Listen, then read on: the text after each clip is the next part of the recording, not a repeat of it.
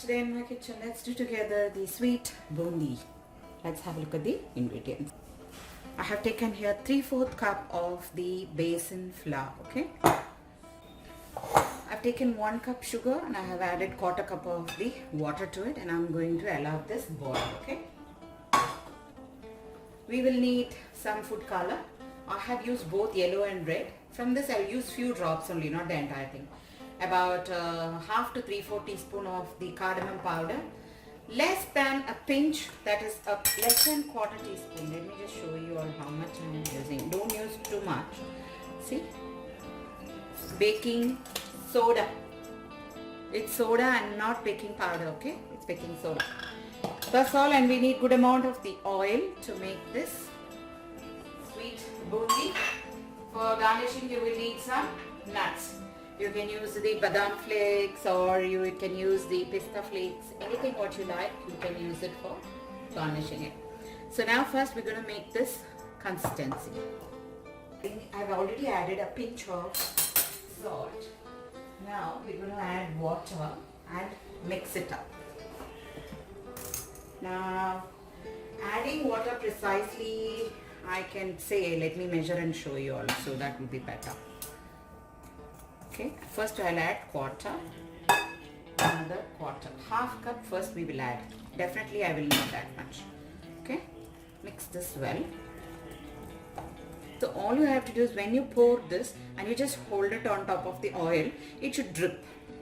That is the right consistency what we are looking at. So now I added about half cup of water plus 1 tablespoon of the water and I have mixed it. The sugar syrup is getting done. The sugar syrup is getting boiled there. So let the sugar completely dissolve, okay?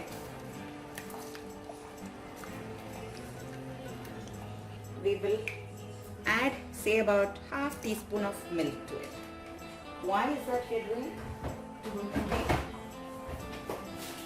impurities of the sugar. I'll just show you, it will just bubble up when it, how the bubbles are coming. See? Just scoop it out. The sugar has all those dirts. This milk will just bring all of them up. That's what the milk does. Okay?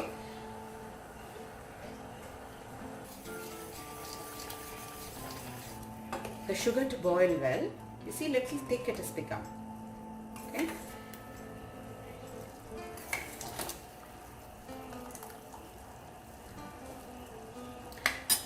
Time to off it now. We're going to off this and allow it rest. In the meanwhile, we will do the bundi.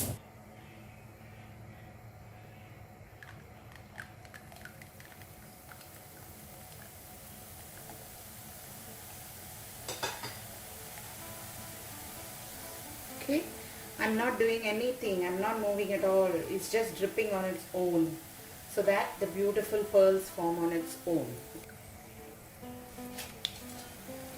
Okay, it's not like a bundi. If all those big pieces come, you can't do anything with this.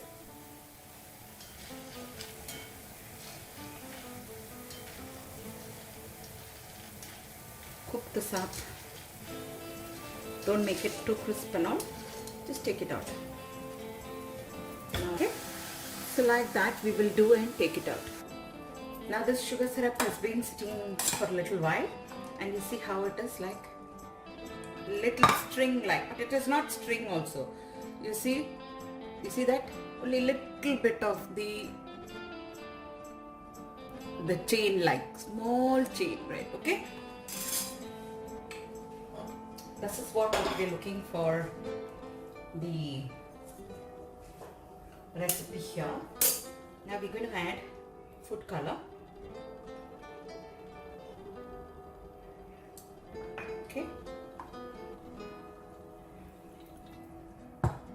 Depending on the color, how much ever you like your bundi to come.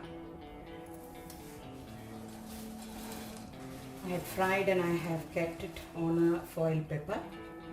on a paper towel so that all the oil has been absorbed into that. See, this is a color what we have got. And then close it and keep shaking it. Every 1 hour come and just mix it well. There are certain things which you have to be careful in making the bundi. That is, if your sugar level, if you want more, you can increase it little more if you like. Absolutely, you can take like 1 cup of the gram flour you're taking, you can take up to 1¼ cup of the sugar also, and you can make this. You need not make any kind of string consistency to the sugar, as I showed you, because it has to absorb. If you make a string like, what happens is it will not absorb and it will become rock like and it will stay. So that is why you should not do that. And the color is up to you. I have noticed some in the North Indian sides, what they do is they add colors to make it more beautiful. That is, they add green and pink or any other color like you like. But in our South Indian side, I have only used it in the yellow color like this color. So that is the only reason that I am sticking to this color. If you like colors, what you should do is in the end, you should mix the color in the batter and then you should use it into the frying. That's how you do it. Whatever color you like, you can do that. And then it takes minimum 6 to 7 hours for this entire water to get absorbed. Okay, once, and then do not fry it too crisp. You should not fry it like bundi, kara bundi, like where you will fry it like too much. You should not do like that. Same like how, if you see my the bundi laddu in my videos in my previous, I have shown you how soft the bundi laddus the bundi should be. Neither that it is uncooked, but it is cooked and it's in between that stage. That's the stage that you have to take it out. And the more it gets soaked, the more tastier it will be. So let's wait for it, and every hour I will keep just mixing it well. Why I'm mixing is just to get all the bundis to get incorporated into this sugar syrup and to absorb and become more soft, like that's why. So I left it soak in the syrup whole night. I allowed it soak, and see how grain by grain how it has come. See, little more, see, little more here, little more. That's okay. Now I have left it on this plate here like this only for another hour or so, and you can see all the syrup is absorbed by this bundi. Absolutely, there is, see in my container, it is like this. So this is how we have made the bundi. Try making it. Even the sugar taste, I found, for me it's just perfect. As I said, if you are really a sweet tooth and then you like more of sweet, you can add a little more. By adding more sweet, nothing will happen to your bundi, okay? So this, enjoy this, and happy cooking, happy eating. Bye bye.